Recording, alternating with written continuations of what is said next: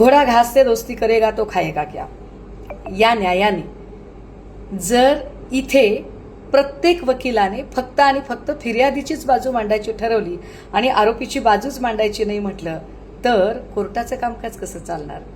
भारतासारख्या लोकशाही प्रधान देशामध्ये जितकी फिर्यादीची बाजू महत्त्वाची तितकीच आरोपीची बाजू सुद्धा महत्त्वाची, कारण याच देशाच्या न्यायव्यवस्थेने इथे कसाबला सुद्धा वकील देण्याची परवानगी दिली होती हे विसरून चालणार नाही.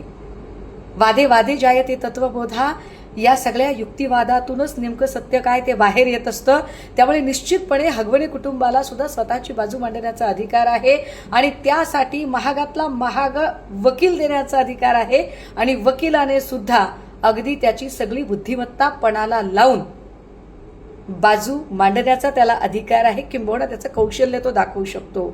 पण बुद्धिमत्ता पणाला लावून हगवणींचे वकील बुद्धिमत्ता पणाला लावत आहेत की नीतिमत्ता पणाला लावत आहेत, हा खरा कळीचा मुद्दा आहे.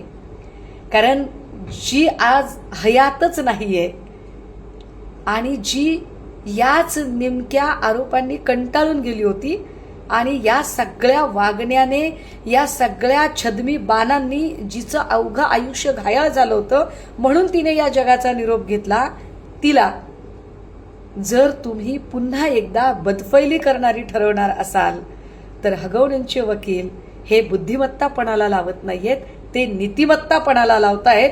याचं त्यांना भान असलं पाहिजे. आणि त्यासोबतच तुम्ही वकील म्हणून कितीही चांगले असाल पण तुम्ही माणूस म्हणून कसे आहात हे सुद्धा फार महत्त्वाचं आहे.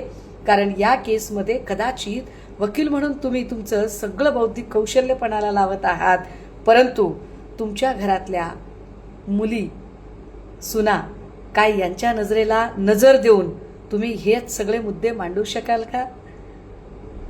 उद्याला असं होऊ नये, परंतु कुणाच्याही कुटुंबातल्या लेकी बाळींना अशा पद्धतीची मारहाण होणं म्हणजे काय, जुजबी नवऱ्याकडून मारहाण होतेच होते असं जर कायद्याचे रक्षण करते वकीलच म्हणायला लागले तर कौटुंबिक हिंसाचार कायद्याला मग काय अर्थ राहिला?